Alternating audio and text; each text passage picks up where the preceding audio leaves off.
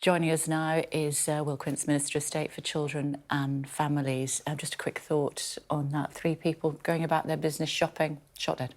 It's totally appalling. And my heart goes out and thoughts and prayers with the family of everyone involved. It's just truly awful. Yeah, a man appearing in court later on today, so we can't really say much more than that at this stage.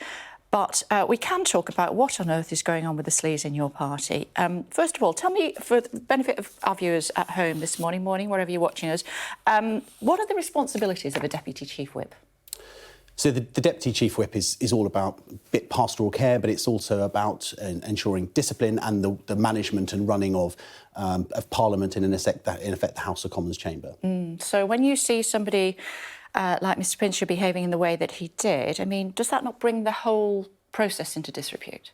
Well, it's totally appalling, and I was shocked when I saw the news late on Thursday night, and then saw the resignation and then the whip being withdrawn on the Friday.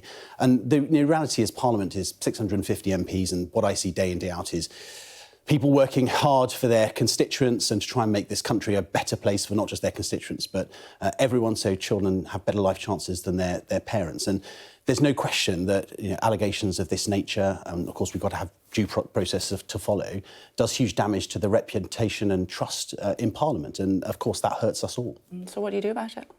Well, it's right that due process follows. The first thing is it's really important that people make complaints and call out behaviour that is, in this case, what appears to be totally unacceptable. If the allegation is serious, of course, I would encourage people to go to the police. They should also go to the parliamentary authorities, in particular if it happens on the parliamentary estate, because that's exactly the way, through a formal complaint process, that action can be taken, as it was in this case, with the Prime Minister and the Chief Whip taking the decision to withdraw the whip.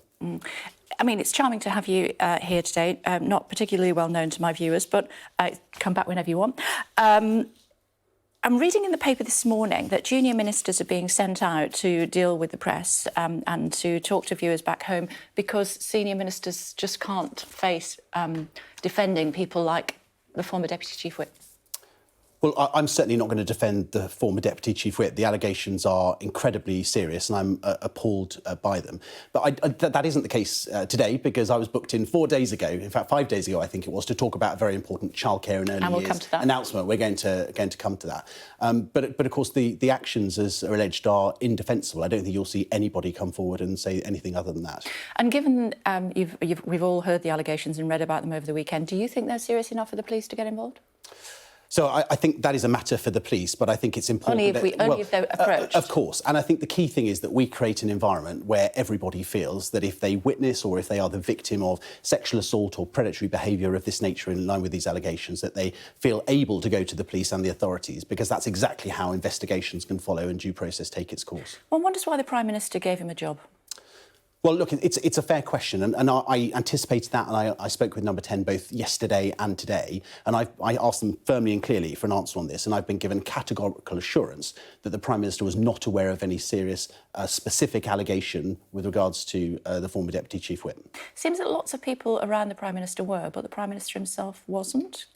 So, look, all I can say is what I've heard, and that's that the Prime Minister wasn't aware of any specific allegation or complaint with regards to the former Deputy Chief Whip. And I think these cases are hard because, like any professional organisation, you can't act on rumour or gossip. And as you know, in Westminster there is a lot of rumour or gossip. It's something I try to sort of stay clear of. But it's why it's also so important that where people do witness something which is clearly falling well below the standard of behaviour, we should rightly expect from members of Parliament and those who work on the parliamentary estate that it's reported, and we encourage everybody to come forward, and whether that's the police or the parliamentary authorities, so action can be taken, like it was in this case with the Chief Whip and the Prime Minister the very next day withdrawing the whip. It took them 21 hours, though.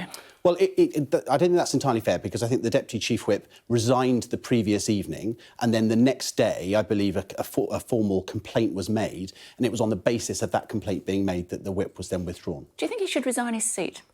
So that's not a matter for me. And I'm interested in your view. So we've got to let due process follow and follow its course. So I would encourage, the first thing is everybody and anybody who has witnessed or who has been the victim of behaviour that they believe to be below the standard expected, then they should report it. And then that's a matter for the police and the parliamentary authorities. The reason I ask is because I heard from the former MP for Tiverton and Honiton, who actually was forced to resign his seat. He feels it's double standards, and there's one rule for what happened with him, what he was watching on his phone in the chamber, and the alleged physical assaults that this guy's been up to? I think every case has to be taken on a case-by-case basis. Clearly, the behaviour there was unacceptable also. And do I think Neil Parish made the right decision? Yes, I do. Ultimately, it was his decision to resign his seat.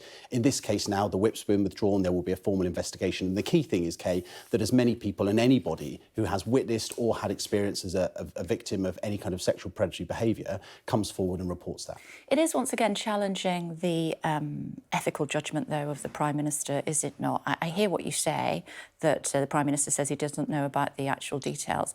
But if we look back at some of the other stuff that's been going on, not least Lord Guide, who was the ethics advisor to the Prime Minister, he resigned 19 days ago. At the moment, he doesn't have an ethics advisor. That is the case. I've no doubt the Prime Minister intends to appoint one. But, you know, I think on this case, if you look at what happened in terms of an allegation was made, the very same, and a complaint made, the very same day, the Chief Whip and the Prime Minister withdrew the whip. You've now got to let due process. I understand the allegations are being disputed, so you've got to let due process follow its course. But I'm absolutely confident that the investigation will take place and then the appropriate action will be taken. And if any of these claims against him are proven, he should then lose his seat? Well, that's a matter for Parliament, and we have clear processes and procedures in place around recall. Yeah, but you wouldn't be happy sitting next to him, would you, in the chamber? Well, it's not a matter for me, and it's absolutely wrong that any but individual I'm interested to know what your view is, because I'm sure a lot of my viewers this morning will think, well, I wouldn't want to sit next to him if he behaves in that manner. The allegations are shocking and appalling. And I can understand why colleagues would indeed feel that way. But in terms of who represents a seat in Parliament, that is ultimately up to the constituents of that individual member of Parliament. But of course, there are clear procedures and processes around recall in place. But I think we're jumping the gun a bit because there is due process and we've got to make sure that investigation follows.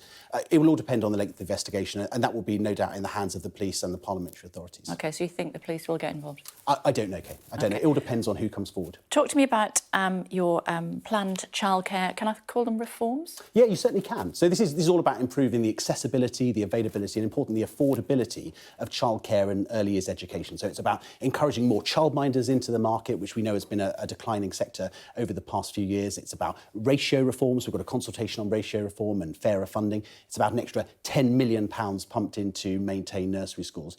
And it's also about generally just looking at what more we can do over the next few years around childcare and early years education, whilst, of course, maintaining that high quality, ensuring that safety is paramount. Fewer staff, though? Fewer staff in what way? In terms of ratios? Yeah. Well, look, what we're proposing is moving from a 1:4 currently to the Scottish model, which is 1:5. And it'll be up to each individual setting. It's not a target, it's very much a legal cap, it's a maximum. And it is designed to give individual settings and providers that flexibility as to how they safely provide that high quality care within their setting. Why do it if it's not going to save any money? Well, I didn't say it wouldn't save money. In fact, if people follow through with it, it could save money. And we've modelled what that would look like. But at the moment, some settings, and the great thing about our early years setting, and we have 97% that are good or outstanding, so we have some of the highest quality early years education in the world. It's about giving them that flexibility, whether it's around staff training or covering lunch breaks, so parents don't turn up that day because of staff sickness or whatever else, that they aren't going to be able to have a child have a place in that setting in that day. So it's not saying they have to move to these ratios, it's giving them the option to do so. And that's why we're consulting on it, and I very much want to hear the views of the sector. Well, you say that, but I mean, you went to Paris with Ara Tamara on Friday, NFI, by the way, and you said that it's not going to save any money and it's not a silver bullet. So I said it's not a silver bullet, and I didn't say it's not going to save money. I said it could save money, but it's not a silver bullet in terms of dramatically reducing the cost for parents. It's more about flexibility for settings, which will then ultimately, in the medium to long term, could save money. But it's part of a wider package of measures, including, for example, ensuring that parents who could and should be eligible to in some cases, thousands of pounds of government support through entitlements, through tax-free childcare, and of course through the universal credit offer, which is 85% of childcare costs, making sure that they're accessing the entitlements that they're currently not receiving. And in some cases, it's hundreds of thousands of people that could and should be eligible for this funding, which could be up to several £1,000s a year. So will it save my viewers money or not? So what it will do, so ratios will in the medium to long term save money, yes. But the key thing today actually is about hundreds of thousands of people who aren't accessing the government support, be it the 2 or the 3 and 4 year old offer, or indeed tax-free childcare and universal credit, making sure that they're getting the entitlement that they should be at the moment, which can be worth up to several £1,000s. Now, you have a little bit of a conflict of interest in that your missus is a teacher, she wants 12%, your boss wants to give her 9%. That's going to be tricky, isn't it, at home over dinner? Well, I'm going to be in a tricky situation with a wife as a teacher and a Senko. So it's something we don't discuss at home, Kay. But you're right. I mean, these are difficult times, and we know that there's the global inflationary pressures, and the government has to tread that path very carefully. We have independent salary and pay review bodies, and it's important that we wait for those recommendations and don't prejudge them. OK. I can't let you go without talking dogs. We're both yes. dogs. So look at his face light up as soon as I Irish say, setters. there we go. We're doing a story later on about posties being attacked by dogs. Apparently, something like thousands are attacked every year. Are they bad dogs or bad owners? Well, it's probably a mixture of the two, in terms of it's really important, as you know, Kay, when you get a dog, that you invest the time to train them properly. I think there are steps that everyone can take at home. So, when we've had a dog at home, and as you know, we look after our neighbours, and when I've had them with my parents, you can put guards over your letterbox, which can prevent these things from happening, like cages that catch the post. And also, if you alert the post office, they'll put a red sticker against your address so they know that there's a dog on the premises. So I think it's about being a responsible dog owner. OK. I always think there's no such thing as bad dogs, just bad owners. Thank you very much indeed, Minister, for joining us. Much appreciated. Thank you very much indeed.